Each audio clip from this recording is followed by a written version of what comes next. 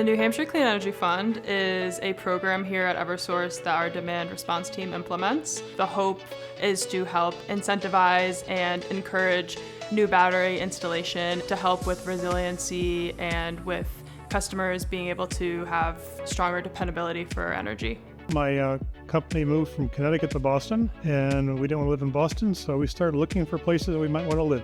We bought the property because it was big and it had a great view. We're the last people on the line. In fact, they had to put an extra half mile of wire in to get to our house. And before we moved up here, there was a 15-day outage, so we were a bit concerned. So we put a generator in. Since then, I've been looking at battery technologies and waiting for something to come along that I liked. We had a good conversation about batteries and use of batteries and backup. We started talking about his solar and his geothermal project. He had needed a battery solution and wasn't finding something that was the perfect fit for a combination of factors he had here. We're an Eversource customer, and so I looked on their website. Eversource had this plan to help subsidize the cost of batteries, so that helped out. It's always really great to work with customers one-on-one directly. Brad and I went back and forth over email a few times, and he was very responsive and seemed to really care about the project. The big problem is how you handle surges and power demand. You have to have a battery system to take up the slack. We had the generator, but the generator wouldn't kick in the geothermal.